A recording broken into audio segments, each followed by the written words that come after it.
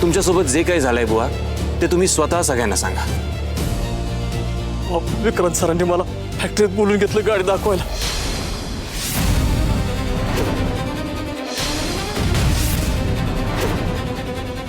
आणि गाडी दुरुस्त करायची म्हणून गाडीजवळ नेऊन उभं केलं.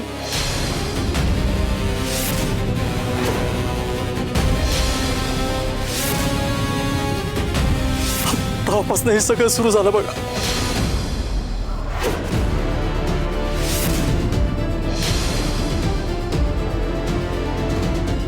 ऐकलं दादा, विक्रांतला ती गाडी आधीपासून माहित होती. त्याने हे सगळं जाणून बुजून केलंय.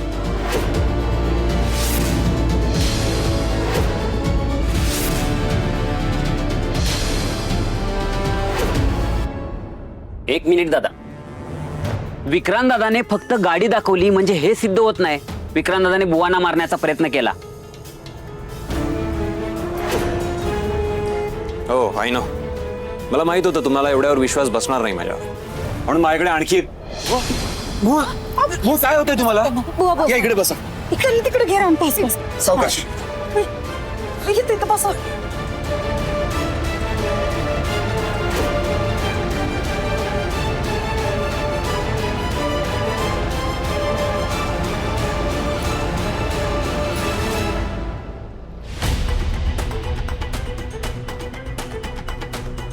राणी, तुझ्या हातात जो फोन आहे तो कोणाचा आहे आणि तुझ्या हातात कसा आला हे सांग सगळ्यांना.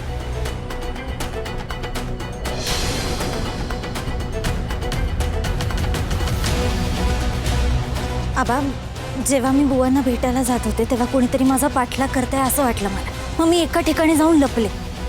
जेव्हा माझ्या मागे येणारा तो माणूस रस्त्यावर आला तेव्हा मी त्याच्या डोक्यावर वार केला.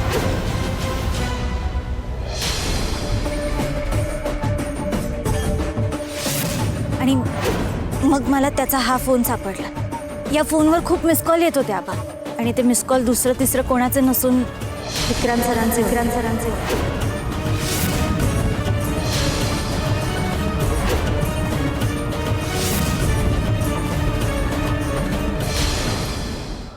काय? हो, पण तो नेमका माणूस कोण होता? तो तुझा पाठलाग का करत होता? आणि या मोबाईलवरती विक्रांतचे फोन कसे आले? ते स्वतः विक्रांतच सांगेल. आबा कसा सांगेल? सांग राणी.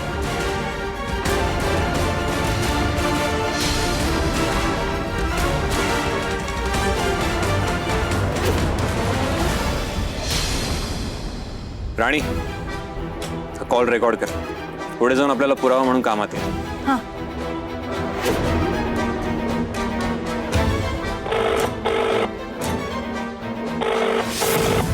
काय रे, एक फोन नाही करतायत तुला? किती फोन करायचे? तुझा फोन लागत नाहीये.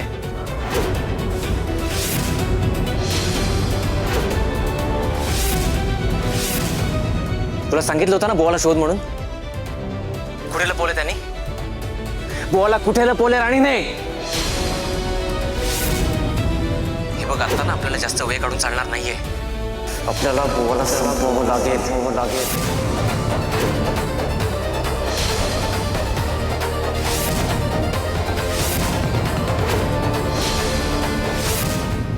हॅलो, अरे बोल ना, ऐकू येतंय का तुला? हो विक्रांत, तुझं बोलणं आम्हाला क्लिअरली ऐकू येत आहे. आणि फक्त मला नाही, इथे अजून एक स्पेशल व्यक्ती आहे जे तुझं बोलणं ऐकताय. कोण आहे माहितीये? बुवा. कसं आहे, अनफॉर्च्युनेटली त्यांना संपवायचं तुझं स्वप्न कधी पूर्ण होणार नाही. तू बुवांपर्यंत कधीच पोहोचू नाही शकणार.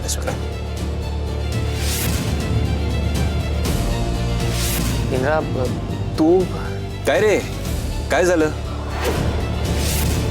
तुझा खरा चेहरा सगळ्यांच्या समोर आलाय म्हणून पायाखालची जमीन सरकली का?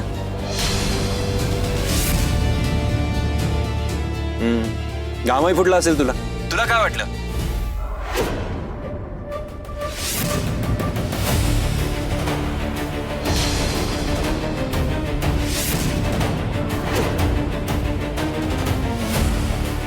आबा, हा मी खोटे नव्हतो. मी आणि इंद्रजित सरांनी खोटेनाटे आरोप केले नाहीत.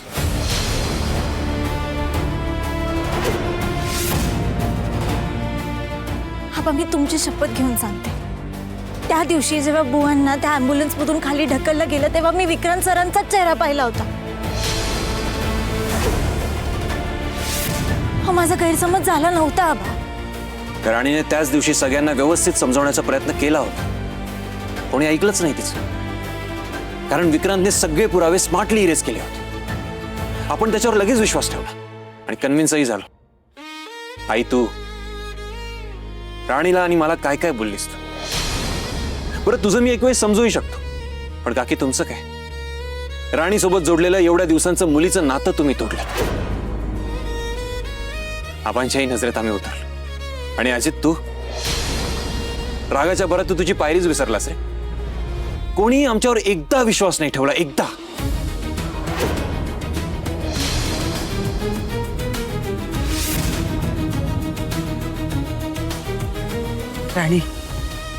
राणीने चुकले का?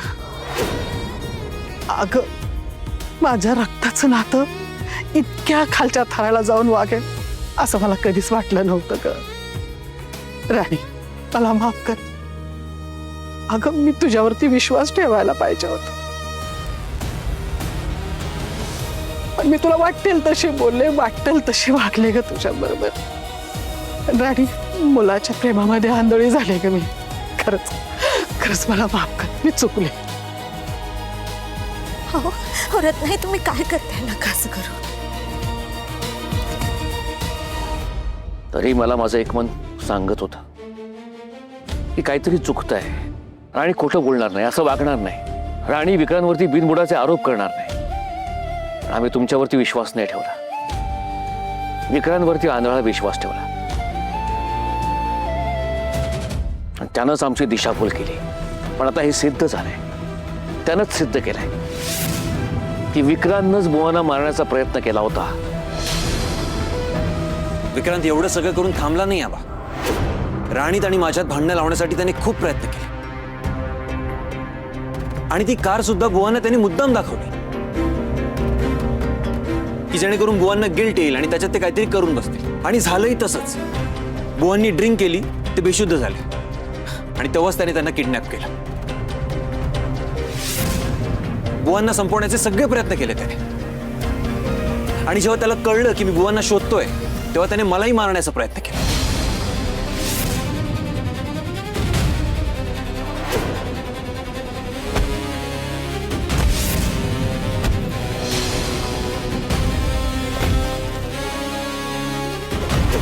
बरं, एवढ्यावरही तो थांबला नाही.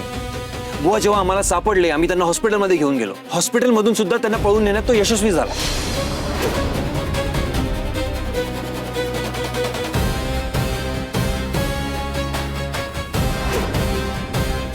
आणि जेव्हा त्याला हे कळलं की आम्ही त्याचा पाठलाग करतोय,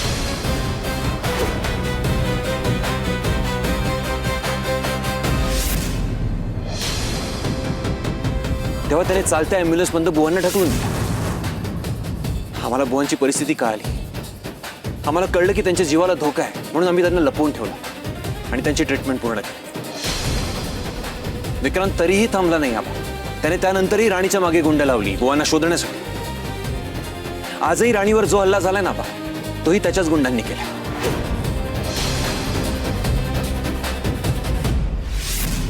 विक्रांतने हे सगळं प्रॉपर प्लॅनिंगने केलंय आबा,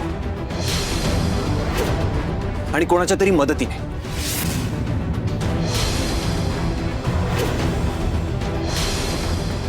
म्हणजे तुझ्या पाठीवर ज्या जखमा झाल्या होत्या त्या विक्रांतनी पाठवलेल्या गुंडांनी मारल्यामुळे झाल्या होत्या का?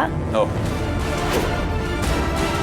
मी जेव्हा गोडाऊनच्या बाहेर बुवांना शोधायला गेलो तेव्हा त्याच्या गुंडांना त्यांनी माझी ओळख आधीच दिलेली होती आणि म्हणून त्यांनी माझ्यावर अटॅक केला.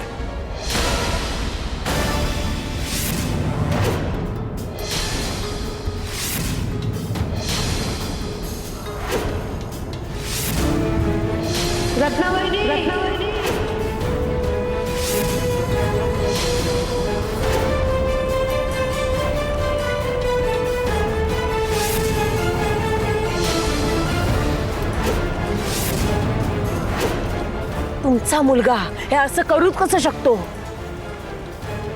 हे संस्कार केलेत का हो तुम्ही त्याच्यावर? नाही, काल तर मारे नात्याच्या, प्रेमाच्या, प्रामाणिकपणाच्या बाता मारत होता. कशासाठी? माझ्या लेकाचा जीव घेण्याचा प्रयत्न केला त्यांनी. कशासाठी? हो, एवढं काय बिघडवलं माझ्या इंद्राने त्याचं? हा असला मुलगा जन्माला घालण्याऐवजी त्याला पोटातच का नाही मारून टाकलं?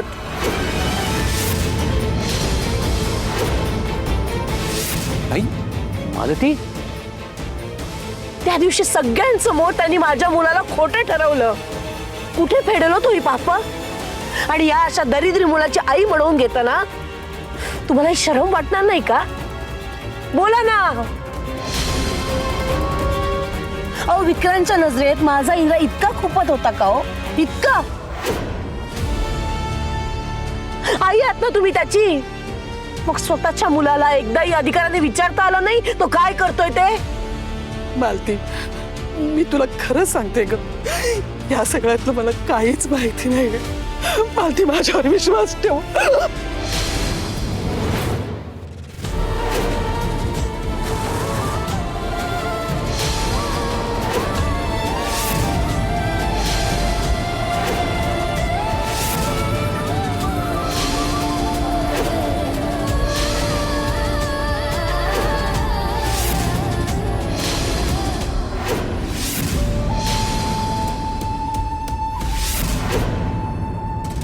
मालती, खबरदार तर जर कोणी मध्ये आलं तर.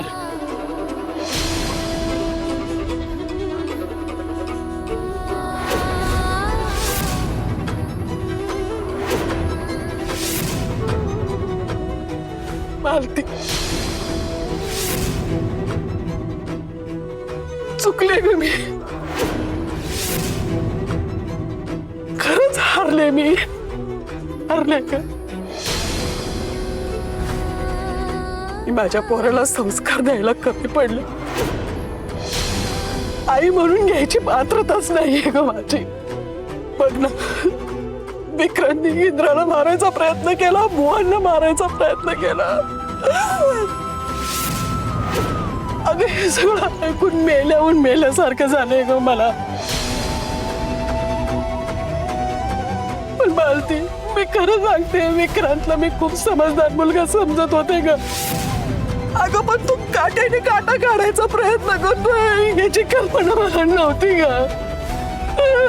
तुला खरं सांगते, त्याच्या वागण्यात बोलण्यात मला कधी जरी चूक दिसली असती ना तर त्याला मी समज दिली असती.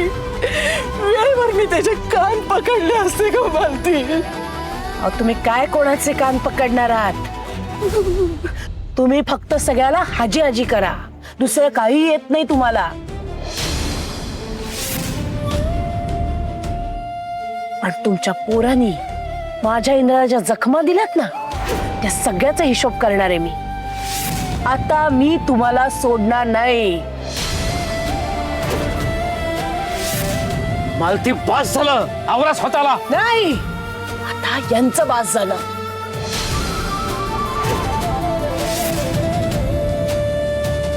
विक्रांतनी माझ्या लेकाला मारण्याचा प्रयत्न केला ना,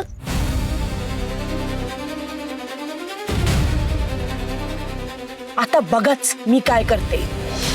कसं तुमचं आणि तुमच्या पोराचं आयुष्य उद्ध्वस्त करते, वाट लावून टाकते त्याच्या आयुष्याची.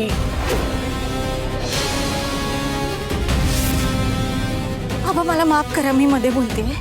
पण अहो, ह्या सगळ्यात रत्नाईंची काय चूक आहे? जे काय केलं ते विक्रांत सरांनी केलंय. ए, तुला कोणी मध्ये बोलायला सांगितलं? सांगितलं का? अगं, तुझ्या नादाला लागूनच तर माझा इंद्रा त्या गोडाऊनच्या बाहेर आला होता ना.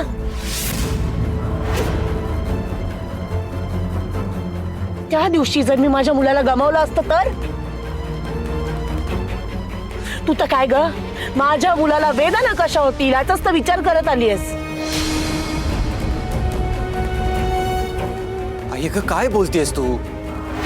राणीने कधी मला फोर्स केला नव्हता. उलट मी हट्ट करत होतो बुवांना शोधण्याचा. मालती, ऐका ना माझं. शांत व्हा ना. आता मी शांत होणार नाही. मी म्हंटल ना, आता मी कोणाचं काहीच ऐकणार नाहीये. त्या रत्नावहिनीच माझ्या इंद्राच्या गुन्हेगार आहेत.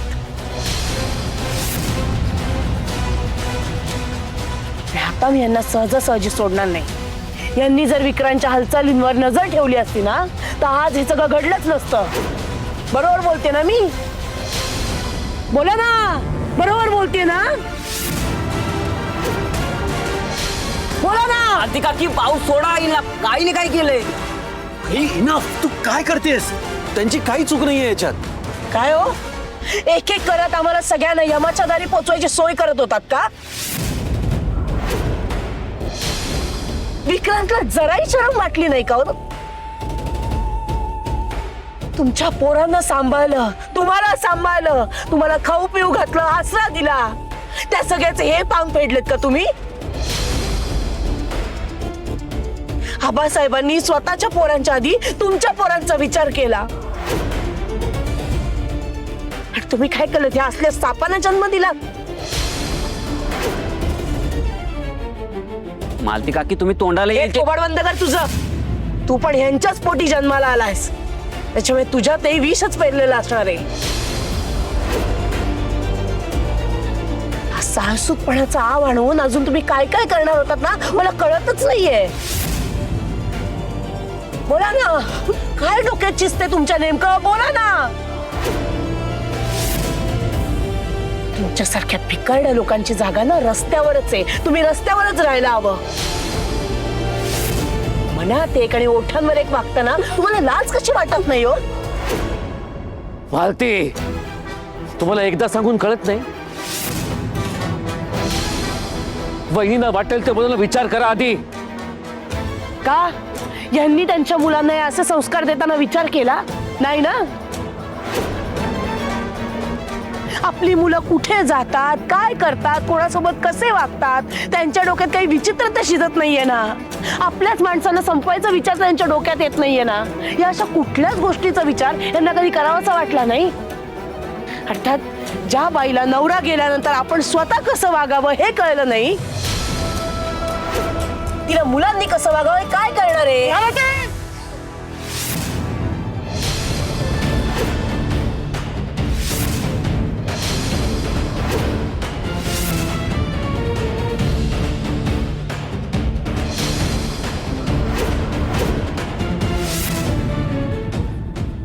बघा बघा, अजूनही आबासाहेब तुमच्याच मुलांचा विचार करतायत, माझ्यावर हात उचलतायत. ते का हो, तुम्ही तरी थांबलात का? मारा ना मला, मारा मारा ना. शांत व्हा आधी तुम्ही. तुम्हाला काय करायचं ते करा, पण आज मी बोलणार. जे खरं आहे ते बोलणारच. आणि तुम्ही यांना किती पाठीशी घालण्याचा प्रयत्न केलात ना तरी मी तुम्हाला सांगतेय, जे काही घडलंय त्याला या सुद्धा तितक्याच जबाबदार आहेत. अजित, एक काम कर, आत्ताच्या आता रत्नाविनीला घेऊन बंगल्यावर जा. ही बाई काय आता ऐकणार नाही, हिच खरं करणार. तुम्ही यांचीच निवडा, यांनाच प्रोत्साहन द्या. आपल्याच पोराच्या जीवावर उठणाऱ्या लोकांचा उदो उदो करा. आई बास कर ना, कुठला विषय कुठे नेतेस तू? अरे अजित, ऐक ना माझं. आईला घेऊन जा आधी, जा लवकर. आई बघा, जरा तरी लाज आहे का बघा. नजर वर करून बघतात माझ्याकडे. निघा म्हटलेलं कळत नाही का तुम्हाला? हे घाणेरड थोबाडणं माझ्या समोर घेऊन जा. निघा इथून.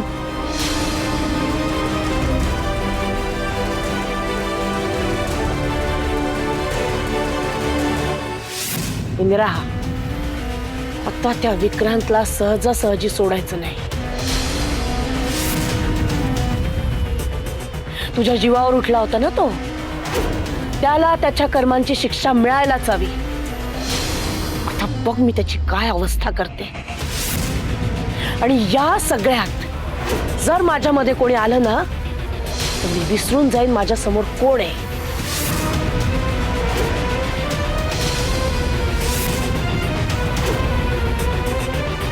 हे बघ, जे काही झालंय त्याचा एवढा त्रास नको करून घेऊस. आणि विक्रांतने केलेल्या चुकांचं ब्लेम काकींना करू नकोस. हे बघ, तू काकींशी जे काही वागलीस ना आता, ते मला बिलकुल पटलेलं नाहीये. का का पटलेलं नाहीये? मुलांवर संस्कार आईनेच करायचे असतात ना. त्यांचं चांगलं व्हावं हा विचार करताना आपला मुलगा कोणाचं वाईट तर करत नाहीये ना, हे पण बघायला हवं ना आईनी. पण त्यांनी काय केलं आजवर?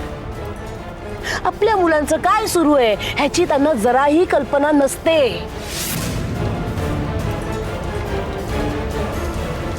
आई, पण याचा अर्थ असा होत नाही की रत्ना काकींनी विक्रांतला हे सगळं करायला सांगितलं. आणि तू जे काही बोलतेस, जे काही रिॲक्ट करतेस ते डिरेक्टली विक्रांतला केलं असतंस ना तर ठीक होतं. पण काकींची आणि अजितची असं नाही वागू शकत. तू चुकीचं आहे ते खूप. ज्यांच्यामुळे तुझ्यावर साधा ओरखडा ओढला जाईल ना त्यांचाही जीव घ्यायला मी मागे पुढे बघणार नाही, इतका माझा तुझ्यावर जीव आहे.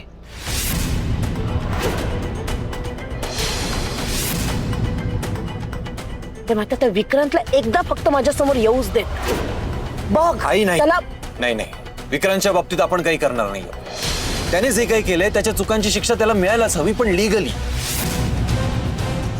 आता इथून पुढे आपण काही करणार नाही. जे काही करायचं ते पोलीस करणार आहे. हो, आपण कायदा हातात घेता कामा नये. ए बाई, तू काही बोलली नाहीस ना तरच बरं होईल. आई, मी म्हंटल ना, शांत हो प्लीज. थांबव हे सगळं. इंद्रा, राणी,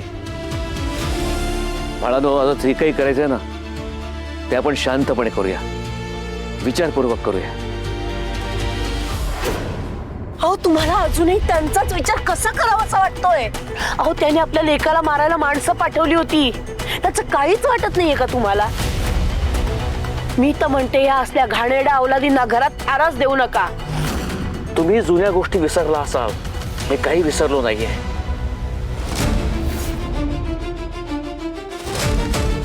मला माझा मोठा भाऊ आठवतोय, त्यानं काय केलं हे आठवतंय, मी त्याच्याकरता काय केलं हेही आठवत आहे. मी काहीच विसरलो नाहीये. इंद्रा, अरे इतके दिवस मी सगळ्यांपासून ही गोष्ट लपवून ठेवली होती. नेमकं काय झालं होतं? काका, माझा मोठा भाऊ विक्रांतचा बाप देवाघरी नाही गेलाय, घर सोडून निघून गेला. तो निघून गेला.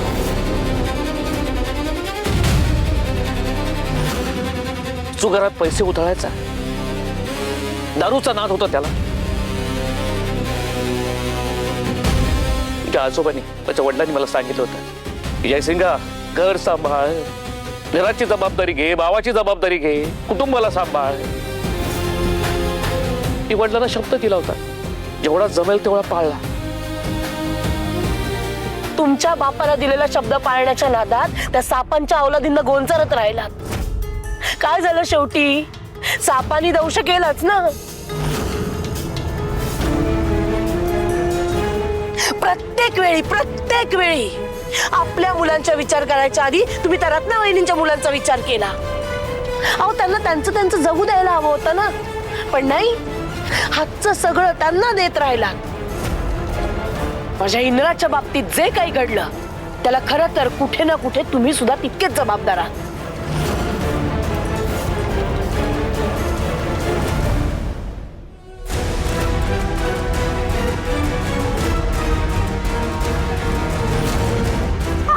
आबा,